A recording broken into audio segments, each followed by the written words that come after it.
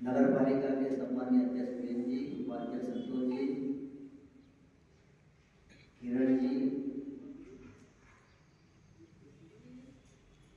हरिओम जी, मोदी जी, युगल जी, नहार जी।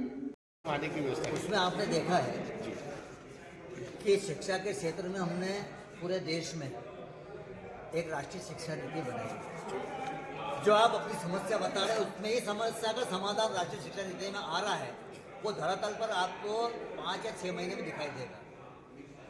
हमने रखी नहीं, जैसे कारण से केस आगे बढ़े, उसी स्तर पर इस केस को समाप्त किया है, खारिज किया है। लगातार आपको केस बहुत चले हैं और किसी भी केस में अभी तक मतलब लोगों को असफलता मिली है, आपको ये सफलता ईश्वरी कृपा और पुस्तक कोई करता है। किसी वर्ग के लिए कोई प्रावधान नहीं, केवल SC ST के लिए। तो चूंकि 52% वो OBC है और 10% सामान्य है, तो क्या ये बजट में किसी बजट में शामिल नहीं होते? कारण क्या है? इसमें 4 जातियां जो निकाली गई है, इसमें सारे वर्ग आते हैं।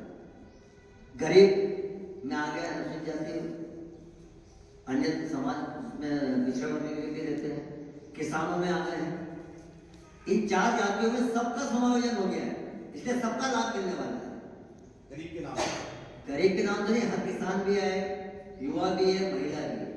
इसको हमने जातियों में ना विभाजित करते हुए वर्ग में विभाजित करके केंद्रीय बजट बनाने का पहला प्रयास हुआ है। उसमें भारतीय जनता पार्टी सरकार आने वाले इन वर्षों में निश्चित रूप से कहीं न कहीं मीडिया ही इसको सराहेगा, ऐसा मेरा दावा है। जिला कार्यालय पर केंद्रीय बजट 2025-26 के विषय को लेकर प्रदेश के आदेशानुसार प्रेस वार्ता रखी गई। निश्चित रूप से देश की आज़ादी के बाद नरेंद्र मोदी जी की सरकार का ये एक ऐसा पहला बजट है इकलौता, जिसमें कुछ वर्ग बनाकर प्रावधान तय किए, जिसमें पहली प्राथमिकता में गरीब कल्याण, किसानों के कल्याण के लिए, महिलाओं के सशक्तिकरण के लिए, युवाओं के रोजगार के लिए और किसानों की आय को दोगुनी करने के लिए केंद्रीय बजट में सीधे सीधे प्रावधान किए गए हैं।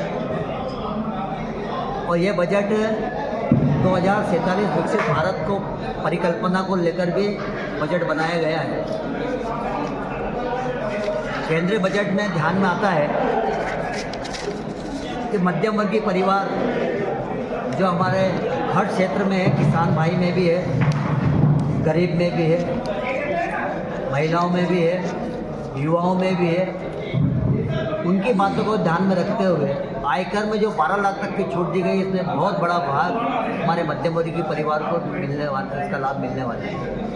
कुल मिलाकर ये बजट दिशा देने वाला, विकास के अवधारणा को लेकर और राष्ट्रीयता को के साथ और प्रोत के साथ केंद्रीय बजट पेश किया गया है।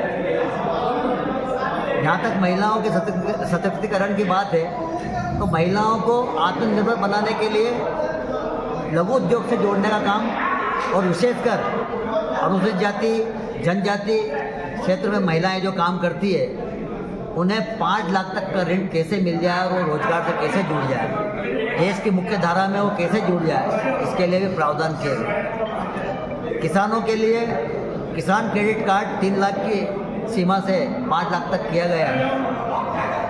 वहीं युवाओं को रोजगार देने के लिए औद्योगिक क्षेत्र में जिला रोजगार व्यापार केंद्र के माध्यम से सूक्ष्म एवं लघु उद्योग डालने के लिए कई ऐसी योजना प्रारंभ कर रहे हैं, इसमें प्रावधान किया गया है जिससे वो स्वावलंबी बने और रोजगार देने वाला बने। इस ओर भी केंद्रीय बजट में प्रावधान किए गए। इसलिए कुल मिलाकर 2047 में मेरा भारत कैसा होगा, तो हम 2 शब्दों में कह सकते हैं कि आने वाला समय में ये भारत देश 2047 में विकसित भारत की श्रेणी में होगा, आर्थिक रूप से तीसरे नंबर पर रहेगा और फिर से विश्व गुरु बनने की ओर आगे अग्रसर होगा। इस प्रकार की बातें, इस प्रकार के प्रावधान इस बजट में देखने को मिल रहे हैं और देश का पहला बजट ऐसा है कि जब बजट पेश हुआ तो किसी भी सरकार का बजट पेश होता है, प्रतिक्रिया आना स्वाभाविक है, नागरिकों की तरफ से भी आती है और अन्य दल, विपक्षी दलों की तरफ से भी आती है। लेकिन इस समय आपने भी देखा होगा,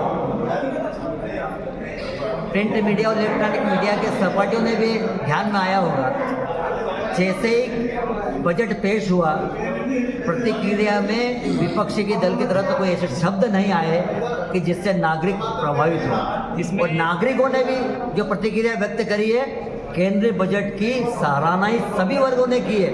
उसमें गरीब महिलाएं, युवा, किसान, छोटे बड़े उद्योगपति, सब ने इस केंद्रीय बजट को विकसित भारत की कल्पना के आधार पर बनाया गया बजट बताया। इसमें विद्यार्थियों के लिए कुछ विद्यार्थियों के लिए शिक्षा के क्षेत्र में मैंने आपको